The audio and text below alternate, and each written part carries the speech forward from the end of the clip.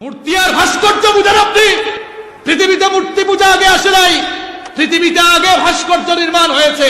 ভাস্কর্য পূজারীরাই একটা পর্যায়ে মূর্তি পূজারী হয়েছে। ইসলাম যেটাকে মূর্তি বলেছে, অমুসলিম হিন্দুরা সেটাকে প্রতিমা বলেছে, আর নাস্তিক মুরতাদরা কৌশলে সেটাকে ভাস্কর্য বানিয়েছে। মূর্তি আর ভাস্কর্যের ডেফিনেশন আমাদেরকে শেখাতে হবে না। তোমরা যারা বাংলা ভাষার কথা বেশি বেশি বলো, চেতনার কথা বেশি বলো, যাও বাংলা একাডেমির অভিধান খুলে দেখো গিয়ে, যাও। আমি নিজেও কাল রাতে বাংলা একাডেমির অভিধান খুলে দেখেছি। বাংলা একাডেমির অভিধান খুলে দেখো, যাও। মূর্তি আর ভাস্কর্যের আবিধানিক অর্থ জেনে আসো। বাংলা একাডেমির অভিধানে লেখা হয়েছে মূর্তি আর ভাস্কর্যের আবিধানিক অর্থ সেম। ভাস্কর্য কি? বাংলা একাডেমির অভিধানে লেখা হয়েছে প্রস্তর, পাথরকে খোদাই করে কোনো আকৃতি বা অবয়ব দেওয়া হয়, সেটার নাম হয় ভাস্কর্য। আর মূর্তি হচ্ছে যদি কোনো আকৃতি বা অবয়ব, কোনো স্ট্রাকচার প্রদান করা হয়, সেটার নাম হচ্ছে কি? যদিও হিন্দুরা মূর্তিকে তাদের দেবতা বা প্রতিমা মনে করে। তাহলে অর্থগত দিক দিয়ে মূর্তি এবং ভাস্কর্য দুটাতেই কিন্তু কাঠামো, আকৃতি দেওয়া হয়, একটা প্রতিকৃতি দেওয়া হয়। মূর্তি বলেন আর ভাস্কর্য বলেন, দুটাতেই কিন্তু কি দেওয়া হয়? প্রতিকৃতি দেওয়া হয়। এখন এই কথা মানলেও তারা বলবে যে হুজুর বুঝলাম, কিন্তু মূর্তি তো উপাসনার উদ্দেশ্যে বানানো হয়, আর ভাস্কর্য তো উপাসনার উদ্দেশ্যে নয়। এর একটি ব্যাখ্যা আছে। আপনি তো মূর্খ, ইতিহাস আপনি জানেন না। আপনাকে ইতিহাস জানতে হবে, পৃথিবীতে মূর্তি পূজা আসলো কিভাবে আর ভাস্কর্য আসলো কিভাবে, সেটা আপনাকে জানতে হবে। এরপরে মূর্তি আর ভাস্কর্য নিয়ে কথা বলতে হবে। আপনাকে জানতে হবে পৃথিবীতে মূর্তি পূজা আগে শুরু হয়েছে নাকি ভাস্কর্য বানানো আগে শুরু হয়েছে, এটা আগে ক্লিয়ার হতে হবে। সম্মানিত মুসল্লিবৃন্দ, আজকে এই বক্তব্যটি রেকর্ড হচ্ছে, গোটা বাংলাদেশে ছড়িয়ে যাবে। সবাই যেন নিরপেক্ষ মন মগজ নিয়ে শুনে এবং বুঝতে পারে। আল্লাহ যেন সবাইকে তৌফিক দেন। ভালো করে বুঝেন, পৃথিবীতে মূর্তি পূজা শুরু হয়েছে পরে, ভাস্কর্য বানানো হয়েছে আগে। ভাস্কর্য থেকেই মূর্তি পূজার প্রচলন শুরু হয়েছে। আমি বানানো কোনো কথা বলি না। তাফসীর ইবনে কাসির খুলে দেখেন আপনি। তাফসীর ইবনে কাসির যদি আপনি খুলেন, কোরআনে কারীমের ৭১ নম্বর সূরা, সূরাতুন নূহ এর ২৩ নম্বর আয়াতের ব্যাখ্যা ভালো করে তাফসীরের কিতাবগুলো থেকে বাংলা সব দেখে নেবেন। কথা বাস্তব নাকি অবাস্তব সব আপনি বাড়িতে গিয়ে মিলাবেন। এই পৃথিবীতে সর্বপ্রথম ভাস্কর্য বানানো হয়েছিল ৫ জন ব্যক্তির। কয়জন ব্যক্তির? কথা কন না কেন সবাই? কি সমস্যা? সমস্যা কি? কথা বলতে হবে। মুখস্থ করে ছাড়বো আজকে। মগজ যেন কেউ আর ধুলাই দিতে না পারে। মুরগি চোরা যেন আপনার মগজ আর ধুলাই দিতে। পৃথিবীতে সর্বপ্রথম ভাস্কর্য বানানো হয়েছে কয়জন ব্যক্তির? ৫ জন ব্যক্তি। কিভাবে দেখেন, সেই ৫ জন ব্যক্তির নাম হচ্ছে ওয়াদ, সুওয়া, ইয়াগুস, ইয়াউক এবং নাসর। এই ৫ জন ব্যক্তির নামে পৃথিবীতে সর্বপ্রথম ভাস্কর্য বানানো হয়েছে। কিভাবে বানানো হলো? সাইয়েদনা আদম আলাইহিস সালাম তিনি যখন দুনিয়া থেকে বিদায় নিলেন, আস্তে আস্তে পৃথিবীতে ক্ষুধাদ্রোহিতা শুরু হলো। আর ধরনটা কেমন? নূহ আলাইহিস সালামকে আল্লাহ তাআলা যে কওমের জন্য নবী বানিয়ে পাঠাবেন, সেই কওমে নূহ আলাইহিস সালামের আগমনের পূর্বে ৫ জন লোক অত্যন্ত নেককার, সালেহ, সৎকর্মশীল বান্দা হিসেবে পরিগণিত ছিলেন।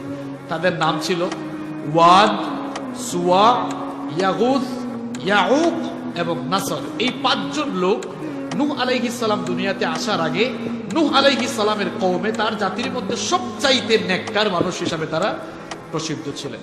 মুহাম্মদ ইবনু কায়েস রাহিমাহুল্লাহ বলেছেন, নূহ আলাইহিস সালামের আগমনের পূর্বে এই লোকেরা যখন গোটা জাতির মধ্যে শ্রেষ্ঠ ইবাদতকারী বান্দা হিসেবে পরিচিতি এবং প্রসিদ্ধি লাভ করলেন, তখন আস্তে আস্তে তাদের অনুসারী বাড়তে লাগলো। এরা যখন দুনিয়া থেকে চলে গেলেন, এই ৫ জন লোক যখন দুনিয়া থেকে বিদায় নিলেন, তখন শয়তান তার অনুসারীদেরকে ধোঁকায় ফেলার জন্য একটা ফন্দি, একটা ফাঁদ আঁকলো।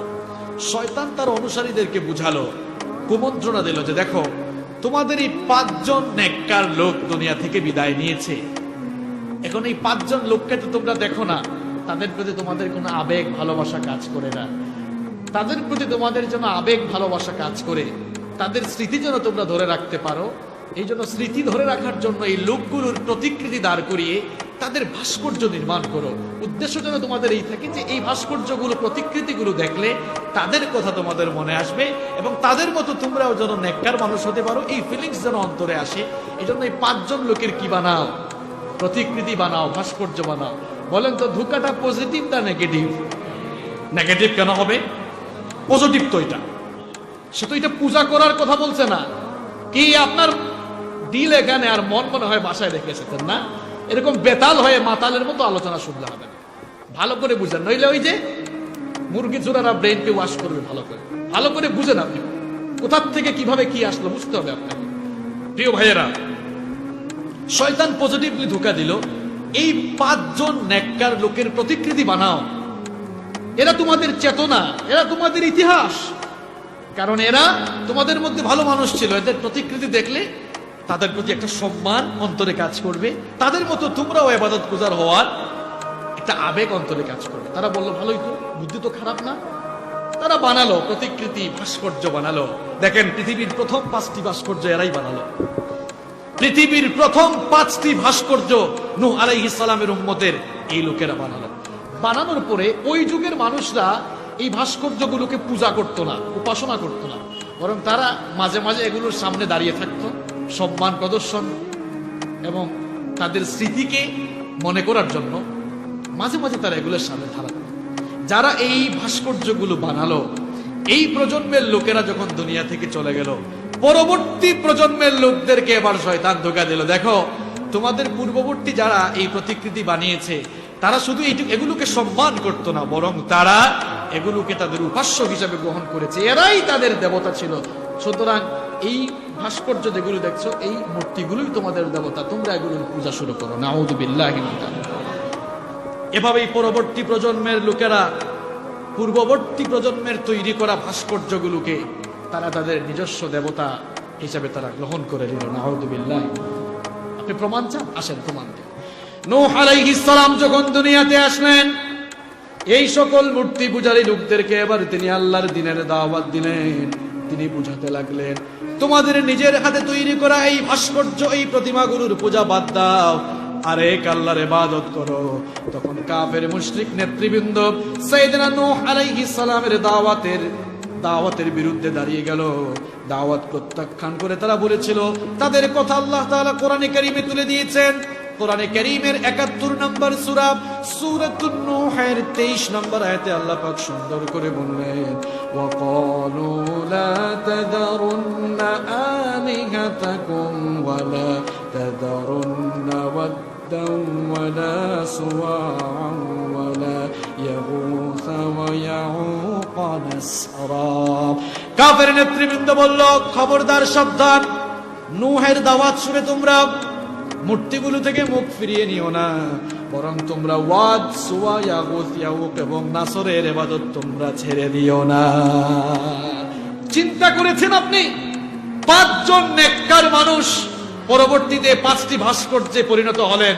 এর পরবর্তী প্রজন্মের কাছে 5টি ভাস্কর্যই 5টি মূর্তি হিসাবে চলে আসলো। নাউযুবিল্লাহি মিন যালিক। আপনি বাংলাদেশের মানুষকে মূর্তি আর ভাস্কর্য বোঝান না? মূর্তি আর ভাস্কর্য বুঝান আপনি? পৃথিবীতে মূর্তি পূজা আগে আসে নাই, পৃথিবীতে আগে ভাস্কর্য নির্মাণ হয়েছে। ভাস্কর্য পূজারীরাই একটা পর্যায়ে মূর্তি পূজারী হয়েছে। এজন্যই বক্তব্যের শুরুতে বলেছিলাম, ইসলাম যেটাকে মূর্তি বলেছে, অমুসলিম হিন্দুরা সেটাকে প্রতিমা বলেছে, আর নাস্তিক মুরতাদরা কৌশলে সেটাকে ভাস্কর্য বানিয়েছে। সোজা কথা, সোজা কথা, মূর্তি কিংবা ভাস্কর্যের সাথে ইসলামের কোনো সম্পর্ক